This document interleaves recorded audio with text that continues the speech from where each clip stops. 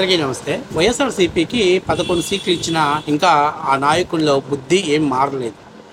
ఎందుకు మారలేదు అనే దానికి నేను ఒక చిన్న ఉదాహరణ మీకు చూపిస్తాను. అందుకంటే ముందు సోషల్ మీడియాలో కార్యకర్తలు మాట్లాడటం వేరేగా ఉంటుంది. ఎందుకంటే ఆ కార్యకర్తల లైన్ వేరేగా ఉంటుంది.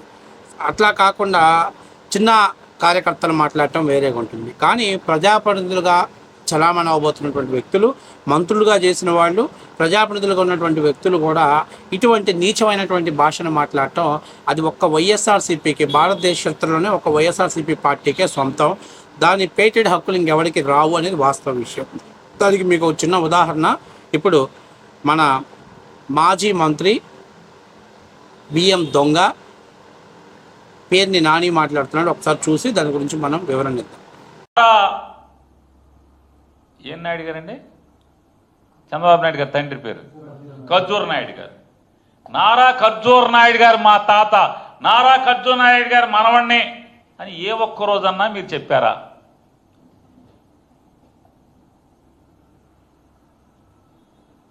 వందల కోట్ల విలువ చేసేటువంటి మదీనాగూడలో ఆవిడికి కూతుళ్ళు కొడుకులు వేరే వాళ్ళు ఉండంగా కూడా, వాళ్ళ పిల్లలందరూ ఉండంగా కూడా నారా చంద్రబాబు నాయుడు గారి కొడుకు లోకేష్ నాయుడు గారికి మాత్రమే గిఫ్ట్ ఎందుకు ఇచ్చారు? కొన్ని గిఫ్ట్ తీసుకున్నావు కదా, మా నానమ్మ అమ్మనమ్మ అని చెప్పి పేరు కరెక్టో లేదన్నా తెలియదు, ఆళ్ళు ఇళ్ళు చెప్పగా లేదా టీవీల్లో వినగా చెప్తున్నా, నేను అమ్మనమ్మ గారి మనవణ్ణి అని ఎప్పుడన్నా చెప్పాడా? ఇవన్నీ మేము అడిగామా? నందమూరి తారక రామారావు మా అమ్మ, నందమూరి తారక రామారావు గారు మీకు సంబంధం ఏంటి? హరికృష్ణ గారికి సంబంధం, బాలకృష్ణ గారికి సంబంధం, లేదా ఇంకో మిగతా కొడుకులకి సంబంధం అని మేము అడిగామా? కాబట్టి ఇట్లాంటి ఇళ్లలో రాజకీయాలు, ఇంట్లో సంబంధాలు, ఇంటి వ్యవహారాలని మాట్లాడటం పద్ధతి కాదు. రాజకీయాల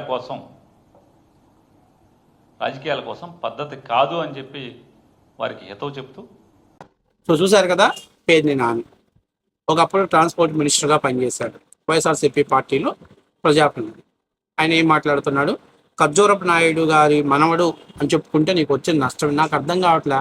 అంటే కొడుకులే ఆస్తి హక్కుదారుల, కూతురు కొడుకులకి ఆ పేరు చెప్పుకునే అధికారం లేదా?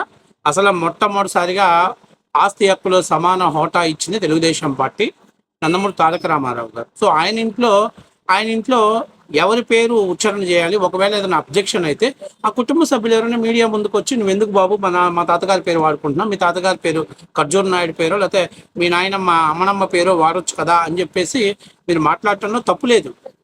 అసలు నువ్వెవడివి? వాళ్ళ కుటుంబ విషయాలలో నువ్వు ఈ తాత పేరే చెప్పాలి, ఈ తాత పేరే మాట్లాడటానికి నువ్వెవడివి? నేను నిన్ను స్ట్రైట్గా అడుగుతున్నా. మీ అయ్య పేరు కానీ లేకపోతే నువ్వు మచిలీపట్నంలో చేపలు పట్టుకోవడానికి కూడా పనికిరావురా, చిల్లరోడ. అది అందరూ తెలిసిన విషయం.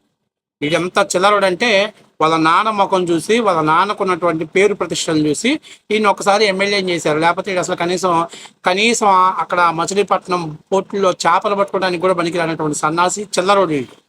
ఇప్పుడు నేను అడుగుతున్నా, ఆస్తులు రాసిచ్చారంటే ఎవరైనా అబ్జెక్షన్ ఉంటే కోర్టుకు వెళ్తారు, లేకపోతే మీడియా ముందుకు వచ్చి మాట్లాడతారు. నువ్వెవడివి వాళ్ళ ఆస్తుల విషయాలలో? ఇవాళ నీకు అంత దమ్ము ధైర్యం ఉండి నువ్వు అంత ధైర్యంగా ఉండగలిగితే ఇవాళ వైఎస్ షర్మిల వీధి మీదకి వచ్చి మా కొడుక్కి, నా కూతురికి, అంటే జగన్మోహన్ రెడ్డి మేనల్లుడికి మేనగోడలకి, సొంత మేనల్లుడికి మేనగోడలకే జగన్మోహన్ రెడ్డి అన్యాయం చేస్తున్నాడు, కాపాడండి అని చెప్పేసి మీడియా ముందుకు వచ్చి ఏడుస్తుంది కదా. మరి నీకు అంత దమ్ముంటే పోయి వాళ్ళ సమస్యలు పరిష్కరించు, వాళ్ళ సమస్యలను మీడియా పరంగా మాట్లాడి సెటిల్ చేయి. నీ చేతనైతే నీకెందుకురా సన్నాసోడా? నీ బతుకేంది, నీ చరిత్ర ఏంది? నీ గురించి, నీ పెళ్ళిళ్ళ గురించి ఎవరైనా మాట్లాడితే మీడియా ముందుకు వచ్చి కుక్క ఏడ్చినట్టు ఏడుస్తావు. అందుకే ఇక తెలంగాణ రేవంత్ రెడ్డిని గెలుచుకుంటే ఎట్లా ఇచ్చాడు తెలుసుగా. కాబట్టి మన స్థాయి అది. నీ మొదటి పెళ్ళాం గురించి కానీ, లేకపోతే నీ పర్సనల్ విషయాలు కానీ మాట్లాడితే మీడియా ముందుకు వచ్చి గుక్క పెట్టుకొని ఏడుస్తావు. నువ్వు కూడా మీడియా ముందుకు వచ్చి ఎన్టీఆర్ గారి కుటుంబం గురించి, నందమూరి వాళ్ళ ఫ్యామిలీ గురించి, నారా వాళ్ళ ఫ్యామిలీ గురించి మాట్లాడుతున్నావు. అరే ఆస్తులు తీసుకుని చెల్లెల్ని మెడబెట్టి బయటికి గెంటించిన వాళ్ళు మీ పార్టీలో ఉన్నాడు. తండ్రి వారసత్వమే కాదు, తల్లి తరపున ఉన్నటువంటి వారసత్వాన్ని కూడా చెప్పుకోవడంలో తప్పేముంది? వాళ్ళ ఆస్తులు తీసుకోలేదు, వాళ్ళ వారసత్వం చెప్పుకుంటున్నారు. ఇవాళ తెలుగుదేశం పార్టీని కాపాడుతున్నాడు. 4 దశాబ్దాల సుదీర్ఘ రాజకీయ చరిత్ర ఉంది అంటే దానికి కారణం తన తండ్రి నారా చంద్రబాబు నాయుడు గారు. కాబట్టి అలాంటప్పుడు సొసైటీలో ఎవరైతే ఎక్కువ వ్యక్తులు ఉచ్చారణ చేస్తారో ఆయన మననుడిగా చెప్పుకోవడానికి అందరు చలామణి అవుతారు. దానికేం పెద్ద ప్రాబ్లం ఏం కాదు. అసలు నాకు అర్థం కాదు, నందమూరి కుటుంబానికి లేని అబ్జెక్షన్ నీకేంటి? మదీనాగూడలో ఆస్తులు రాస్తాను, కొట్టేసిన ఆస్తులు రాశారా? దొంగతనం ఉన్న ఆస్తులు రాశారా? లేకపోతే ఎవరికి చెప్పకుండా అన్న పౌరాపట్టాన్ని మార్చుకున్నారా? వాళ్ళ స్వార్జితం, వాళ్ళ ఆస్తులు. ఎవరికన్నా అబ్జెక్షన్ ఉంటే కోర్టుకు వెళ్తారు. మీరు ఇప్పుడు ఆల్రెడీ మీ వాళ్ళు కోర్టుకు వెళ్ళారు కదా. జగన్మోహన్ రెడ్డికి అబ్జెక్షన్ ఉండబట్టే కదా సొంత తల్లిని ఎన్సిటిఎల్ కోర్టులో నిలబెట్టేశాడు, దోషిగా నిలబెట్టేశాడు. నన్ను మోసం చేసి నా షేర్లు బదలాయించుకున్నారు అని చెప్పేసి మీరు కోర్టుకు వెళ్ళారు కదా. అలాగే వాళ్ళు కూడా వెళ్తారు. వాళ్ళు వెళ్ళట్లేదంటే అది వాళ్ళందరూ కూర్చొని ఒక అండర్స్టాండింగ్ మీద ఓకే ఈ ప్రాపర్టీ నీకు ఇస్తున్నాం, ఈ ప్రాపర్టీ నీకు వస్తుంది, ఈ ప్రాపర్టీ నీకు వస్తుందని వాళ్ళు డిసైడ్ చేసుకొని పంచుకున్నారు. దాంట్లో నీకేముంది? స్వార్జిత ఆస్తిని ఎవరైనా పంచుకుంటారు కదా. మరి నీకు వచ్చిన నొప్పి ఏంటి? నీకు వచ్చిన బాధ ఏంటి? వైసీపీకి వచ్చినటువంటి ఇబ్బంది ఏంటి? నేను అడుగుతుంది ఒకటే మాట. నువ్వు ఒక గౌరవప్రదమైనటువంటి మాజీ మంత్రి, ట్రాన్స్పోర్ట్ మినిస్టర్గా ఉండి, అలాగే ఒక గౌరవప్రదమైనటువంటి ఎమ్మెల్యేగా కొనసాగి వైఎస్ఆర్సీపీ పార్టీల ప్రస్తుతం ఏదో పదవేలకు పెడుతున్న సిగ్గు లేకుండా నువ్వు ఎంతసేపు ఉన్న ఎన్టీఆర్ గారి పేరు ఎందుకు వాడుకుంటావు? లేకపోతే చంద్రబాబు నాయుడు గారి పేరు వాడుకోవద్దా? లేకపోతే ఖర్జూరపు నాయుడు మనోడే కదా. నేను అడుగుతున్నా, నీకు అర్థం కావట్లా? మీరు ఎన్నికలు పెట్టిన ముందు రాజశేఖర రెడ్డి బిడ్డను అన్నారా? రాజారెడ్డి మనవడిని అన్నారా? రాజశేఖర రెడ్డి అనేటువంటి ఒక వ్యక్తి ఆయన లెగసీని సొంతం చేసుకోవడం కోసం మీరు వాడుకున్నారు. అదే రాజశేఖర రెడ్డి ఒక జీరో అయ్యి భారతీ రెడ్డి గారి తండ్రి గారు కానీ ఒక హీరో అయ్యింది అందరిలో రికగ్నైజ్డ్ అయి ఉంటే ఖచ్చితంగా మీరు భారతిరెడ్డి గారి వాళ్ళ నాన్నగారిని వాళ్ళ లెగసీని వాడుకునేవాళ్ళు. జగన్మోహన్ రెడ్డి ఊరు వాడబోయి ఒక్క ఛాన్స్ ఇవ్వండి, రాజశేఖర రెడ్డిని మరిపిస్తాను, రాజశేఖర రెడ్డి బిడ్డని నేను, రాజశేఖర రెడ్డి బిడ్డని నేను ఊరు వాడు చెప్పుకున్నారు కదా, ఓట్లు పొందారు కదా, సీఎం కుర్చీ అయింది కదా. మీరు సీఎం కుర్చీ రావడానికి రాజశేఖర రెడ్డి గారే కదా కారణం. ఈ రోజుకి కూడా వైఎస్ జగన్మోహన్ రెడ్డి అంటే విశ్వసించేవాళ్ళు లేరు. వైఎస్ రాజశేఖర రెడ్డి గారి కొడుకు జగన్మోహన్ రెడ్డి అంటేనే విశ్వసిస్తారు. మరి ఇంకేంటి మరి? అంటే మీరేమో రాజశేఖర రెడ్డిని వాడుకోవచ్చు, రాజారెడ్డిని వాడుకోవచ్చు, లేకపోతే ఇంకా ఎవరినైనా యూజ్ చేసుకోవచ్చు. మిగతా వాళ్ళు మాత్రం వాళ్ళ తాతల పేర్లు చెప్పుకుంటే నీకు కడుపుమంట, మీకు ఇబ్బందికరమైన పరిస్థితి. ఇలా వైఎస్ షర్మిల కూడా చెప్పుకుంటుంది కదా, రాజశేఖర రెడ్డి గారికి అత్యంత ప్రీతిపాత్రమైనటువంటి కూతురు నేను, రాజశేఖర రెడ్డి గారి కూతురు నేను అని చెప్పుకుంటున్నారు కదా. మరి ఎప్పుడు కూడా మేడ్స్ మల్లెల కోటలో మీకు అవసరం ఏంటి? మీ పార్టీలో ఉన్నప్పుడు ఆమె జగన్ వదిలిన బాణాన్ని రాజశేఖర రెడ్డి బిడ్డని అన్నప్పుడు మీరు యాక్సెప్ట్ చేశారు కదా. మరి ఆ రోజు నువ్వు చెప్పాలి కదా, ఇది పితృస్వాజిత రాష్ట్రం అమ్మ, ఇక్కడ కేవలం కొడుకులు మాత్రమే తండ్రి పేరు ఉపయోగించుకోవాలి, తాతల పేర్లు ఉపయోగించుకోవాలి, మీరు ఉపయోగించుకోవడం లేదని ఆ రోజు చెప్పాలి కదా. మీకు అవసరం కాబట్టి దాన్ని సాగదీశారు. మీకు అవసరం కాబట్టి అయాల ఆమె చేత ముద్దులు పెట్టించారు, పాదయాత్ర చేయించారు, అన్న వదిలిన బాణాన్ని ప్రచారం చేసుకున్నారు. దాని ద్వారా రాజకీయ లబ్ధి పొందారు. ఇవాళ మీకు అవసరం లేదు కాబట్టి దాన్ని కట్ చేసేయాలి. నేను ఈరోజు అడుగుతున్నా, మీకు అవసరానికి వాడుకొని వదిలేయటం మీకు అవసరం, మీకు చాలా ఇంపార్టెంట్ కాబట్టి రాజశేఖర రెడ్డి గారి బొమ్మ 2019 ముందు వరకు ఎన్నికల్లో మీ యొక్క పార్టీ సింబల్లో ఉంచారు. తర్వాత రాజశేఖర రెడ్డి బొమ్మ పక్కన జగన్మోహన్ రెడ్డి యాడ్ చేశారు. తర్వాత ఎంత గొప్ప స్థానం అంటే జగన్మోహన్ రెడ్డిని లేపేసి రాజశేఖర రెడ్డిని లేపేసి జగన్మోహన్ రెడ్డి మాత్రమే ఉంచారు. అంటే అవసరాలను బట్టి మీరు బొమ్మలు మార్చుకోవటం కానీ, వ్యవస్థలు మార్చుకోవటం కానీ, వ్యక్తులు మార్చుకోవటం కానీ మీకు అవసరం. మీలాంటి సన్నాసి పనులు చేయటం, సన్నాసి మాటలు మాట్లాడటం, మీడియా ముందుకు వచ్చి సన్నాసి కోతలు పోయటం మీకు అలవాటు. నేను ఈ రోజు కూడా క్లియర్గా చెప్తున్నా, మీరు రాజశేఖర రెడ్డి అనేటువంటి వ్యక్తి పేరు లేకపోతే మీరు నథింగ్, జీరో, అందరికీ తెలిసిన విషయమే.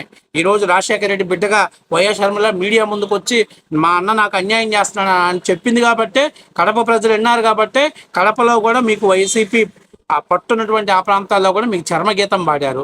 ఇంకా మీరు మీ కింద ఇంత పెట్టుకొని, మీ కింద ఇంత కంపు పెట్టుకొని, మీరు ఎంతసేపు ఉన్న రాజశేఖర రెడ్డి గారి పేరు మేము వాడుకోవట్లేదా, లేకపోతే రాజశేఖర రెడ్డి గారి వారసులు ఓన్లీ జగన్మోహన్ రెడ్డి అని మీరు పబ్లిసిటీ చేసుకొని షర్మిలాకి అన్యాయం చేయాలని మీరు చూసిన సన్నాసులు ఇవాళ మీడియా ముందుకు వచ్చి మీరు ఎన్టీఆర్ పేరు వాడటం ఏంటి? నువ్వెవడో రా చెప్పేదానికి? నీకేంటి అబ్జెక్షను? ఏదైనా నందమూరి కుటుంబంలో ఇబ్బంది అయితే మీడియా ముందుకు వస్తారు. నువ్వెవడివి? నువ్వు మీ అయ్య పేరు వాడకపోతే కనీసం మచిలీపట్నం చేపలు పట్టుకోవడానికి కూడా పనికిరావు. నువ్వు నీ బతుకేందో, నీ చరిత్ర ఏందో మచిలీపట్నం ప్రజల మొత్తానికి తెలుసు. సిగ్గు లేకుండా అసలు ఒక ప్రజాప్రతినిధి అయి ఉండి ఆడపిల్ల మగపిల్ల ఇద్దరు సమానమని మీరు చెప్పాల్సినటువంటి మీలాంటి సన్నాసులు మీరు వాడి పేరు వాడుకోకూడదు. నువ్వెవడు శాసనం చేయటానికి? నీకేం సంబంధం? నువ్వేమన్నా డిసైడ్ చేసేటువంటి పోస్టులో ఉన్నావా? ఏదో ఒక్కసారి మీ అయ్య పేరు ఉపయోగించుకొని నువ్వు ఎమ్మెల్యేకి గెలిచావు, లేకపోతే నేను ఎవడు దేకేవాడు కూడా లేడు. కాబట్టి ఇలాంటి వ్యక్తిగతమైన విషయాలు, వ్యక్తిగతమైన మాటలు తగ్గించుకోరా తొలిపల్లన అని. ముందు నీ గురించి మాట్లాడితే, నీ పెళ్ళిళ్ళ గురించి మాట్లాడితే ఇంట్లో గుక్క పెట్టుకొని ఏడిస్తావు. ఆ పరిస్థితిలో నువ్వు ఉన్నావు.